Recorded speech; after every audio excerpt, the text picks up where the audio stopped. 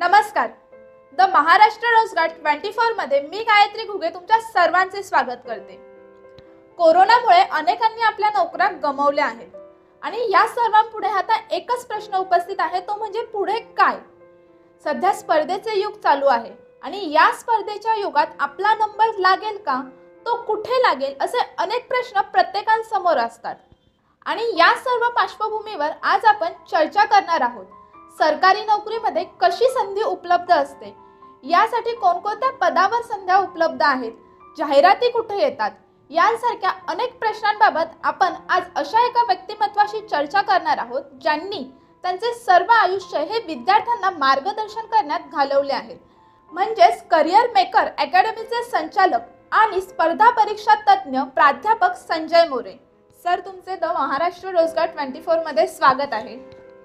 माझा पहिला प्रश्न असा आहे की 10वी-12वी नंतर बहुतांश विद्यार्थी हे चाकोरीबद्ध शिक्षण पद्धतीचा निवड करतात, पण या व्यतिरिक्त सरकारी नोकऱ्यांमध्ये कोणत्या संधी उपलब्ध असतात?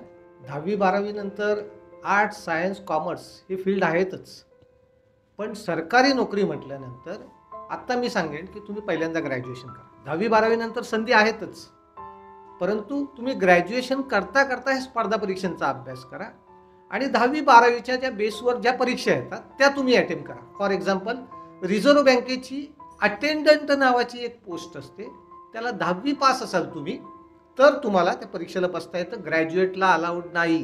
म्हणजे बघा, स्पर्धा इथेच संपली, ग्रॅज्युएट तिथे अलाउड नाहीत. मग स्पर्धा कोणामध्ये आहे? तर जे अंडर ग्रॅज्युएट आहेत त्यांच्यामध्ये. मग तुम्ही 10वी-12वी नंतरच ठरवून या परीक्षांचा अभ्यास केला तर तुम्हाला एक दार ओपन झालं, ते रिझर्व्ह बँकेचं.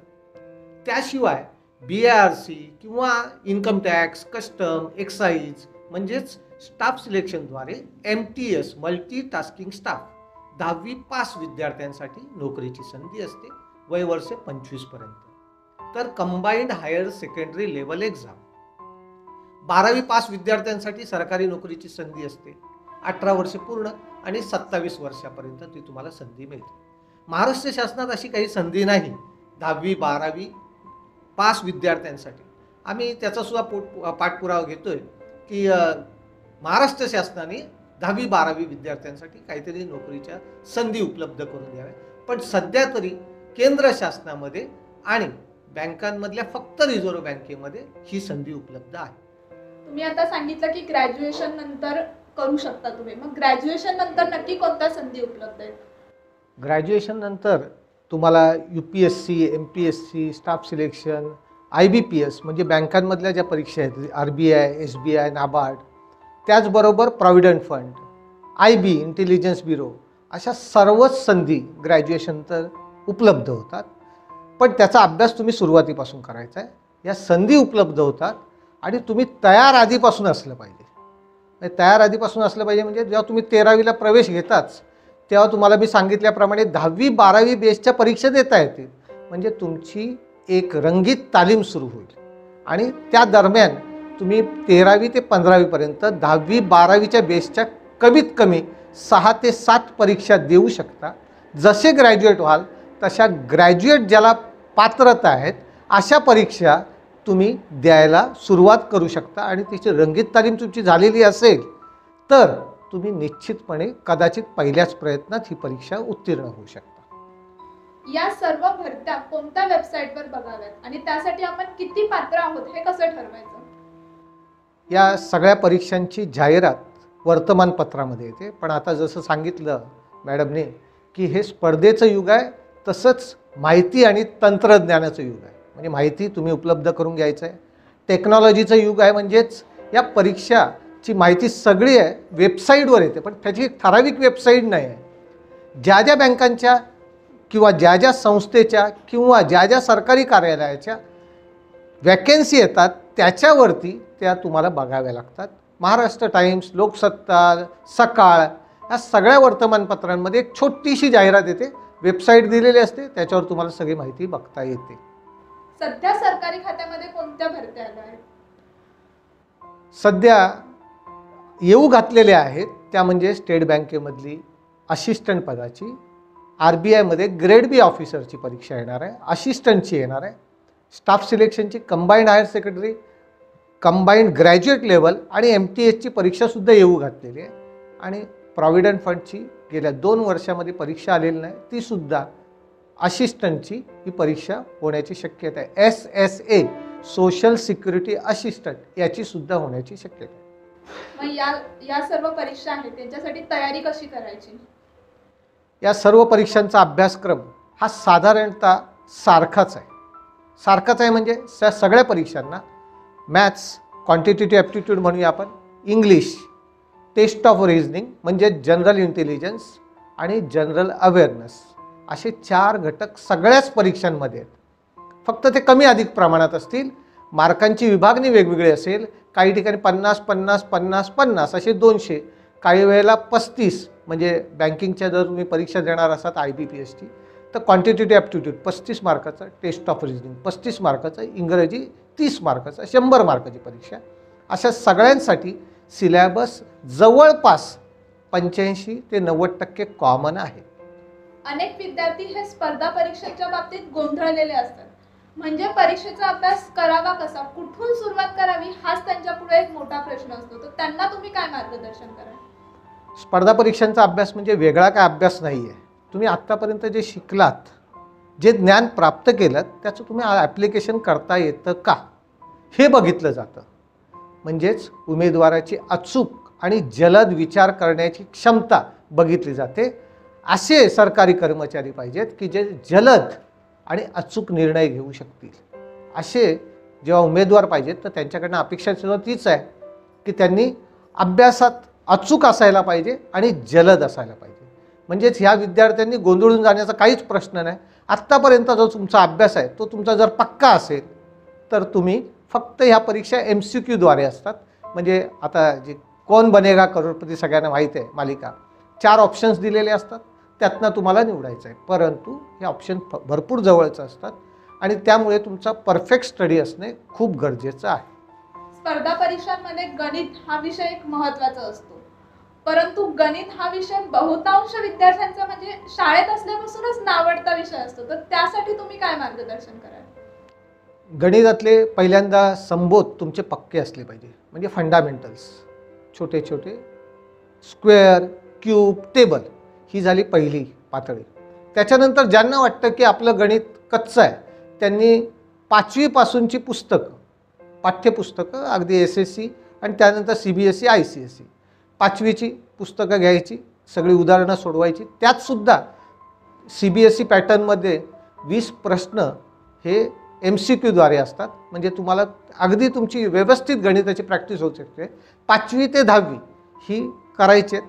त्याशिवाय काही पुस्तकं मार्केटमध्ये आहेत. त्यातलं एक मी माझंच पुस्तकाचं नाव घेईन, फ्रेंडशिप विथ मॅथ्स. तुम्हाला ट्रिक्स आहेत कशी जलद सोडवता येतील, त्याच्या काही ट्रिक्स दिलेल्या आहेत, त्या तुम्ही अवलंबल्या पाहिजेत. आणि म्हणतात एकच वाक्य, प्रॅक्टिस मेक्स मॅन परफेक्ट. गणितात एकमेव गोष्ट आहे प्रॅक्टिस, प्रॅक्टिस आणि प्रॅक्टिस. बरोबर, तुम्ही अतिशय असं योग्य मार्गदर्शन केलं. प्रॅक्टिस केल्याशिवाय काहीच होत नाही. पुढे आता 2021ची नवीन पोलीस भरती होणार आहे, अशा अनेक चर्चांना उधाण आलंय आणि या सर्व पार्श्वभूमीवर मुलांनी त्यांचा सरावाला देखील सुरुवात केली आहे. तर त्या विद्यार्थ्यांना तुम्ही काय सांगाल? जे पोलीस भरतीची तयारी करतायत त्यांना मी मुद्दामून सांगेन, आता येणारं युग जे नवीन थीफ, चोर, क्रिमिनल्स यांच्यासाठी सुद्धा वेगळं आहे. म्हणजे आता तुम्हाला चोरांच्या मागे धावायचं नाही, तर सायबर क्राईम खूप वाढलेले आहेत. ह्या बँकेतून पैसे या बँकेत असे ट्रान्सफर होतात, केले जातात, हाईक केले जातात. यासाठी जे पोलीसमध्ये भरती होणार आहेत त्यांची इंटेलिजन्स असणं खूप महत्त्वाचं आहे. आणि त्यामुळेच कदाचित लेखी परीक्षा सुरुवातीला घेणं सुरू आहे. या लेखी परीक्षेचा अभ्यास अगदी 10वीपर्यंतचं तुमचं इतिहास, भूगोल, नागरिकशास्त्र हा GKचा पार्ट, मराठी आणि गणित बुद्धिमत्ता चाचणी. मगाशी मी सांगितलं गणिताचा, तसा गणिताचा तुमचा पहिल्यांदा संबोध पक्के करून घ्या. गणिताची उदाहरणं अगदी छोट्या उदाहरणांपासून सोडवायला सुरुवात करा, म्हणजे ते मार्क तुमचे पक्के होतील पोलीस भरतीसाठी. आणि त्याच वेळेला तुमचा सराव म्हणजे शारीरिक क्षमता चाचणीचा सराव चालू ठेवा, जेणेकरून तुम्ही सकाळी लवकर उठायची तुम्हाला सवय लागेल.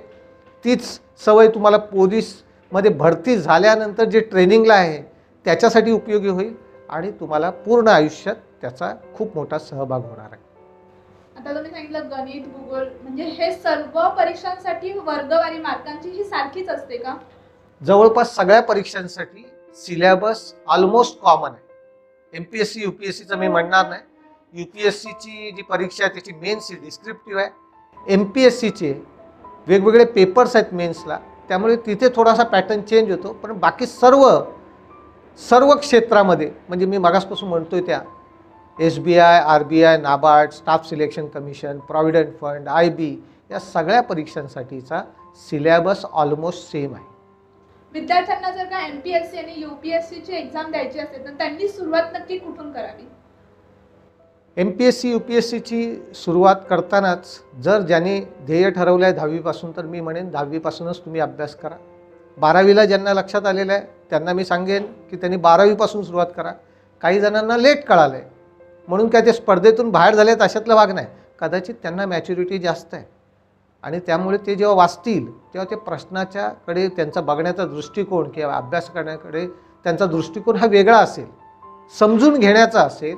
आणि म्हणून ह्या विद्यार्थ्यांनी पहिल्यांदा छोटे छोटे कन्सेप्ट म्हणजे स्टॅटिक जीके आणि रोजच्या रोज टिप्पणी काढायचे. वाचण्याची सवय ठेवा, मग वाचन कौशल्य वाढणार आहे तुमचं. लिहिण्याची सवय ठेवा आणि जे काय लिहाल वाचाल हे स्वतःशी बोला. आजकाल तर कानामध्ये ते टाकून सगळं गाणी वगैरे ऐकत असतात, त्याच्याऐवजी तुम्ही तेच आपण बोललेलं आहे ना वहीमध्ये वाचले ते रेकॉर्ड करा आणि पुन्हा एकदा ऐका व्यवस्थित. सगळ्या नोट्स टिप्पणी काढा. टिप्पणी काढण्याची सुद्धा कला आहे. म्हणजे तुम्ही रोज वर्तमानपत्र जेव्हा वाचाल तेव्हा तुम्हाला काय वाटतं ह्यातले कुठला मजकूर योग्य आहे, परीक्षेला प्रश्न विचारले जातात, मागच्या काही वर्षांच्या प्रश्नपत्रिका बघा, आलेले प्रश्न बघा. आत्ता पॅटर्नमध्ये खूप मोठा चेंज आहे. तो कसा आहे तर जवळपास 80% अभ्यासक्रम हा करंटवरती. मग जे काय घडतंय करंटमध्ये त्या अवेअरनेस तुम्हाला असला पाहिजे. म्हणून त्याचं नावसुद्धा जनरल अवेअरनेस असं आहे, जनरल नॉलेज असं नाही. त्याचा 20% भाग हा स्टॅटिक जीकेवर आहे आणि 80% हा करंटवरती आहे. त्यामुळे रोजच्या रोज तुम्ही जे काय घडतंय ते तुम्हाला माहिती असायला पाहिजे. सर, तुमच्या माध्यमातून आतापर्यंत किती विद्यार्थी उत्तीर्ण झाले आहेत आणि कोणत्या कोणत्या पदांवर कार्यरत आहेत? अगदी UPSC उत्तीर्ण झालेले विद्यार्थीसुद्धा आहेत. MPSC उत्तीर्ण झालेले अगदी डेप्युटी कलेक्टर, सेल्स टॅक्समध्ये असिस्टंट कमिशनर या पदावर. बँकांमध्ये सुद्धा अगदी 10,000पेक्षा जास्त विद्यार्थी आहेत. बरेच विद्यार्थी पास झालेत. त्यातलं प्रामुख्याने मी नाव घेईन काही विद्यार्थ्यांचं ज्यांनी अंधत्वावर मात करून स्टेट बँकसारख्या परीक्षांमध्ये यश प्राप्त केलेलं आहे. सचिन माने हा आमचा विद्यार्थी स्टेट बँकेत प्रोबेशनरी ऑफिसर म्हणून आहे. तो आता पास झालेल्या जवळपास 7-8 वर्षे झाली आणि तो सामाजिक कार्य देखील करत आहे. कारण जेव्हा क्लासला येत होता त्याच्यानंतरच त्याने बघितलं की सरांचं कार्य जसं आहे तसंच आपल्याला सुद्धा करायला पाहिजे आणि तो इतर अंध मुलांना मदत करतोय. त्याशिवाय आत्ताच आमचा एक रविकांत यादव म्हणून UPSCमध्ये विद्यार्थी सिलेक्ट झालेला आहे. दिल्लीला पोस्टिंग आहे, असिस्टंट डायरेक्टर होम डिपार्टमेंटमध्ये आहे. अमृता गोखले, अस्मिता गोखले अशा 2 गोखले जरी असल्या तरी वेगवेगळ्या फील्डमध्ये आहेत. त्यातली अस्मिता गोखले आता बँकेमध्ये अधिकारी म्हणून आत्ताच पुण्याला त्याची पोस्टिंग झालेली आहे. युगंधरा आंबरे जी माझी भाचीच आहे पण तिला अगदी 12वीपासून या परीक्षांची तयारी करत होती आणि ग्रॅज्युएशनला असताना लगेच पास झाली. माझा स्वतःचा मुलगा हा रिझर्व्ह बँकेमध्ये पास झालेला आहे. आत्ता आम्ही संघ विला या नावाने MKCLचं सेंटर चालवत आहोत. म्हणजे विद्यार्थ्यांना ह्या स्पर्धा परीक्षांची आत्तापासून सवय व्हावी, ह्यांना अधिकाधिक नॉलेज मिळावं. तुम्हाला सगळ्यांना MKCLची माहिती आहेच.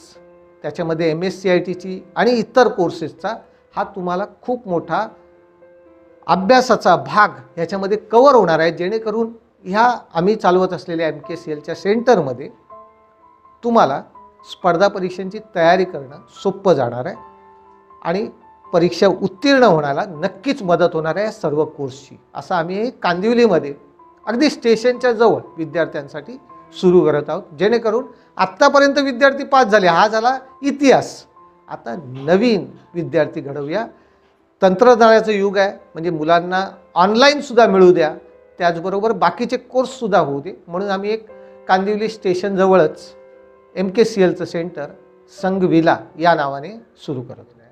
त्यामध्ये 10वी नंतर विद्यार्थी आला तर आता सगळ्या जवळपास परीक्षांसाठी गरजेचं असलेले MSCIT कोर्स इथे आहे. तो जेव्हा इथे येईल तेव्हा करिअरची चिंता जवळपास त्याची मिटणार आहे.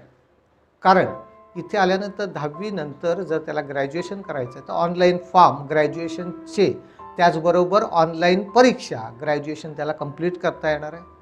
त्याचबरोबर MSCIT जेव्हा कोर्स करतोच आहे तर विविध कोर्स जे काही आहेत त्यामध्ये क्लिकचं नाव आपण घेऊया. ग्रॅज्युएशन नंतर जरी असलं तरी याच्यामध्ये तुमची स्पर्धा परीक्षांची तयारी होते आणि तुम्ही आत्तापासून नोकरी मिळवण्याच्या दृष्टीने सरकारी नोकरी मिळवण्याच्या दृष्टीने प्रयत्नरत होतात.